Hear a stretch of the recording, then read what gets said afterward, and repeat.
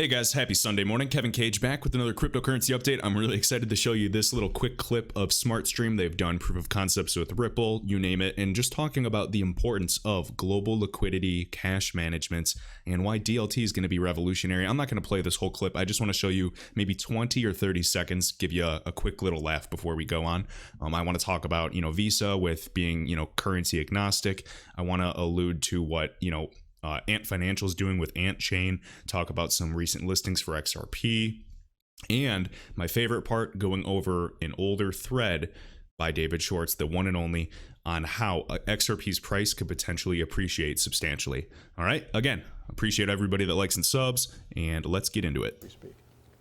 Let's just break that down a little bit. Sure. In terms of sort of cash management and liquidity, sounds very strange, but why is that a thing? Why do banks need to worry about their cash management? What happens if they don't focus on it? It's called 2008. And if you're in this industry, that's the year that lives in infamy. Again, it's because they have positions in cash in all these different systems, and they need to be able to look at them from a single point of view because in DLT, everybody has a single shared copy of that ledger. Let's say, for instance, you have a company and you have two sub-companies, and you've taken out a loan for $1 million, and those two sub-companies have taken a loan for $1 million, and that's a $3 million, and you have to make a payment. Let's call it $100,000 every month, and they, for whatever reason, use those loans to do something with it, and they're expecting $100,000. Now you multiply that by some number, and if 50% of you don't make that payment, then they can't use that cash to meet their requirements down. So this has like a crazy snowballing effect, guys. I think you understand how powerful this is, the multiplier effects. I know that we allude to the multiplier effects of, banks and institutions ideally someday custodying XRP. Funny enough, the law came literally last week, or on Wednesday actually, this week, and people doubted it. They said it was hype, and look what is happening. The chess pieces are moving. Again, former chief legal officer of Coinbase strategically now for, actually the comptroller of the currency, buddies with Mnuchin. It's just seeming like, to me, this is an entire strategic rollout. Whether you call it a pandemic or plandemic, that's fine. We can have different views. I'm not going to share that, but there's a lot going on. It's not just XRP. It's not just crypto. There's a lot of things, not just going cashless, not just for more control. I think we can agree that, 2020 has many surprises left. We're going to see markets. It looks like gold's going to surpass its all-time high. No surprise, 2020 is as good of a year as any year there is. All right. And also, I think one of the most undervalued physical assets out there is silver, and I will continue to say that. Obviously, just do your own research with it. It's in literally every piece of technology. There's some other precious metals, but for right now, let's just kind of stick with silver. All right, so again, this video, this gentleman from SmartStream kind of goes over talking about transaction times instead of the Swift network taking days. We can do it in seconds. I'll just read a few quotes really quick. So again, SmartStream, global software and managed service provider. Again, service providers are going to be huge. Talked about State Street as well getting in the game as a service provider. 1,500 customers. 2017 did a proof of concept. Again, anytime I say POC, that's just a proof of concept. Integrated Ripple again. It's a liquidity management solution to take the payments off the block, update its solution with a transactional balance, and validate the positions on the block itself. Again, this could allude to XRP. It could allude to, any type of software within RippleNet as well. Right here, Swift takes President has stated that they're working with a major provider to allow cross-border trades, so we don't really know who it is, I guess. Swift takes hours or days, and this is in the video. This new system takes 3 to 4 seconds. Well, what also does that? The XRP ledger. All right, SmartStream did a proof of concept. We can see this as well. Daryl Twiggs, SVP, Strategic Initiative at Financial Transaction Lifecycle Management Solutions Provider, SmartStream. That was a tongue twister. SmartStream is looking to launch its offering next year. Now, this article is from April 2019, so it's almost time to get going. And then I want to show you some recent news of SmartStream as well that tie it all together. Right here, we are over the hype that was generated by cryptocurrency, alluding to 2017, 2018. All the central banks have made a statement in terms of regulatory jurisdictions and have also produced reports in the last 6 months in how they view blockchain as an operating network. They are in favor of it. I'd agree. Look at how it is all taking place. Look at when RippleNet was formed, and then look at the DTCC shortly emphasizing this 2015, 2016, that they're finally looking into DLT. If you think that 2017 and Bitcoin going to all-time high was what caught their attention, you're a fool. Completely. All right. So right here, I saw I Am Legion sharing this. So SmartStream, this is as of July 21st, 2020, launches platform for intraday liquidity stress testing on demand. I love that. Stress testing, guys. Very, very excited for what the future could hold with certain crypto assets. XRP, of course. And as we can see here, the highlighted report highlighted that if a bank could cut its liquidity buffer by $6 billion, and this is a bank, not all banks, it may save as much as $50 million per year. All right, well, now let's do kind of a multiplier effect of savings for these groups. We understand that these level the playing field solutions can kind of take a hit on the tier one banks to democratize finance. There's always, a trade-off with anything, but this is also another thing to consider. All right, so let's get into this now. So we know recent news here on Visa's website, advancing our approach to digital currency, July 22nd. I'll kind of speed through this because I do want to tie it all together. People are surprised, but you shouldn't be. We've talked about this. Visa Direct, B2B Direct, you name it. Watch what is happening. All right, so today, fiat-backed digital currencies, commonly referred to as stablecoins, cough, cough, have emerged as a promising new payment innovation, combining the benefits of digital currencies with the stability of the existing currencies like the US dollar. It's a concept that is gaining traction beyond fintechs, financial technology firms, and now includes financial institutions and central banks. Consumers and businesses are also adopting digital currencies, and circulation is growing rapidly, reaching over $10 billion in May. These banks are paying attention, period. Banks, service providers, card distributors, you name it. Visa has been working closely with licensed and regulated digital currency platforms like Coinbase and Fold to provide a bridge between digital currencies and our existing global network of 61 million merchants. What's important here, guys, is we have this innovative, revolutionary technology with DLT and all the problems that it can potentially solve. But we also have to build the technologies to bridge this new disruptor, this new enabler. All right, so this is why it's taking some time. It is frustrating, I get it, but again, the prices that you see are not the future valuations. We are still allowing and lowering barriers to entry to allow true price discovery. And I think if you see where this is all going, you can understand that there are definitely some sleepers that have not discovered their true price. So giving us an easy way to spend their digital currency balance. All right, so keep an eye. Again, security, privacy, integrity, trust, remaining currency, and network agnostic. That is what we are looking at. Groups that are basically saying, let the best win. If you think that Libra is going to try to force itself into the space and win, it's because it's afraid that it would not win on a level playing field. If everybody had freedom of choice, that asset should win. All right, something to keep in mind. So now right here, this is an actual email, and this is shared by Shade XRP over on Twitter. So again, MasterCard. So I received this email from their head of PR, and again, replying to Galgatron. So thanks for reaching out. You can instantly convert cryptocurrencies into traditional fiat currency, which can be spent everywhere. MasterCard is accepted around the world. Currency will always enter MasterCard's network as traditional fiat currency. US dollar, euro, renminbi, you name it. This applies, oh no, I said renminbi, but you know what I mean for MasterCard.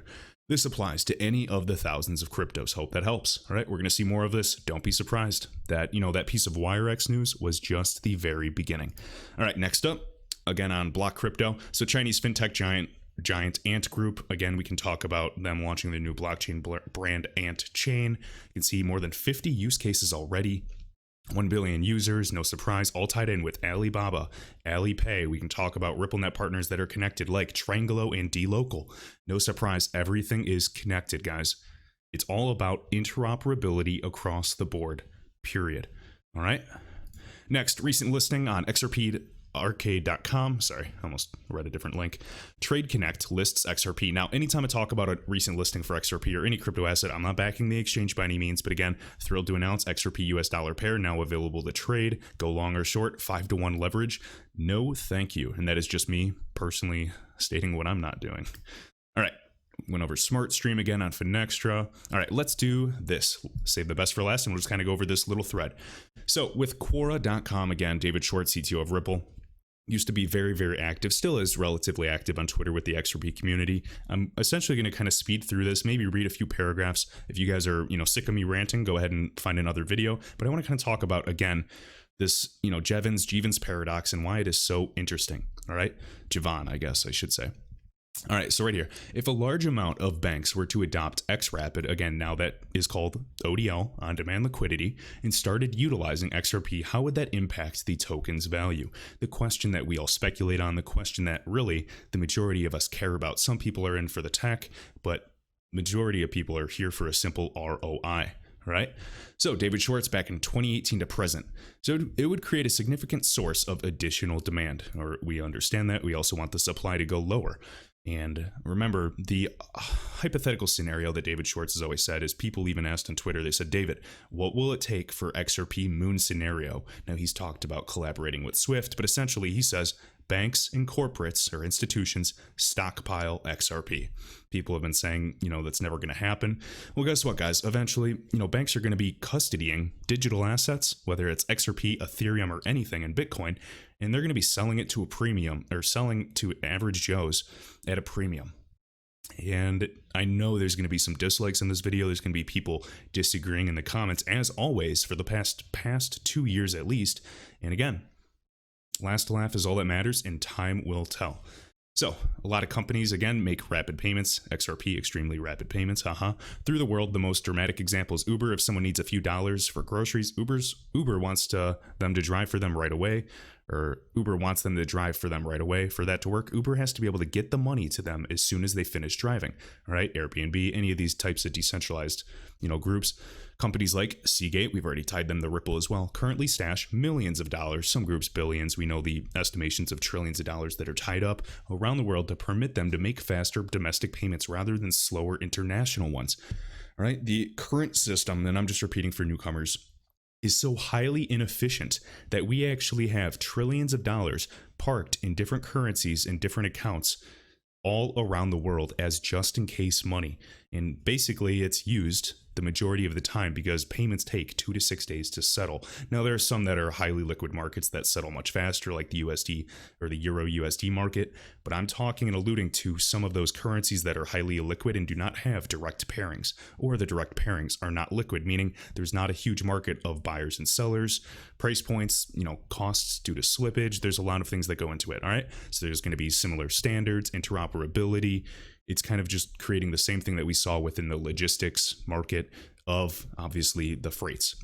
All right, so what might companies do in the world where XRapid is widely used? Again, talking about XRP being bought cheap. I like this, talking how they can use XRP to make cheap payments. Why? Because if those payments are using XRapid, they can just use the form XRP, or the from XRP half. Feel free to read this. You guys can literally just type in this title here. Feel free to pause it and look more into this. I just don't want to waste your time reading a whole article. And this is what I want to talk about. So this only works if they keep a pile of XRP around to match the times when other people need the assets. They hold the times when they need to make an outbound payment. Essentially, instead of keeping many piles of various currencies, guys, all around the world, different types of fiat currencies to handle their international payments, instead of holding, 10 trillion or, $100 million of 15 currencies, they could just hold a much smaller pile of XRP. Now, this is one hypothetical scenario. This might not go down like this. It doesn't even have to. I just wanted to share what David Schwartz is saying. To convert to international payments into domestic ones in all the corridors where there's sufficient deployment of XRapid. You might think that due to the system's efficiency advantage over current schemes, those piles wouldn't need to be as big. That is true. So you could argue that this would actually not really drive the demand or price of XRP up. But as we know in history, guys, it says it's also possible that this can cause a Jevons paradox. And I think we're aware of this, but again, I'll kind of allude to this as well.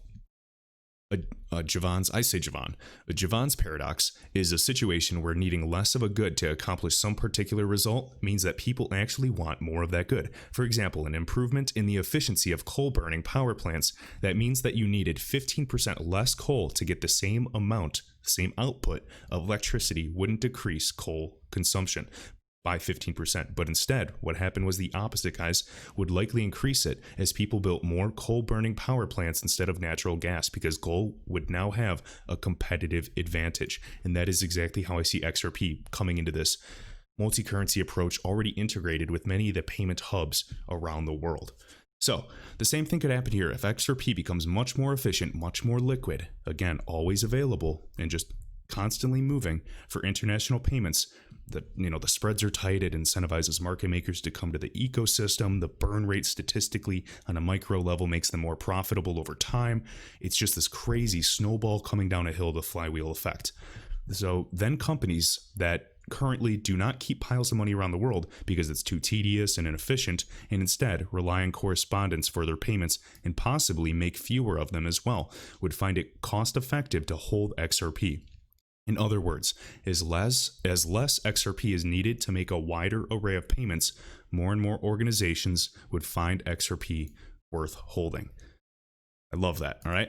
I'm going to actually link this in the top of the video description if you guys gonna, kind of go over this a few times. But I do think that this holds a lot of weight. This is, not coming from me. It's not coming from some YouTuber. This is from David Schwartz. So again, you guys can vet it, do your own research. But to me, David has always seemed like a very, very intelligent and genuine person. So none of this is financial advice, guys. Just wanted to kind of cover it again. Went over, Visa being currency agnostic, MasterCard with their emails, AntChain, all of these groups investing in blockchain. Obviously, no surprise. XRP being listed on Trade Connect. Could talk about SmartStream again. POCs with Ripple, talking about the importance of everyone having a copy so that the 2008 crisis doesn't occur. And then what I was remembering, here's what I forgot. So in this clip, when he was talking about that, and the 3 to 4 second, you can watch this whole video. It's on Vimeo. I'm not a fan of Vimeo. What's important is this with DLT, and we talked about the derivatives trading. You know how huge that market is. We'll just say as an average, that market is roughly $700 trillion. That's I'd say the average estimation that analysts give. It's highly intangible. Can you imagine the sketchy things that banks potentially get away with to this day? And this is why DLT is going to level the playing field and hopefully change that for the better. Fingers crossed. So with that, guys, I appreciate it as always. Hope you have a good rest of your weekend. Thanks.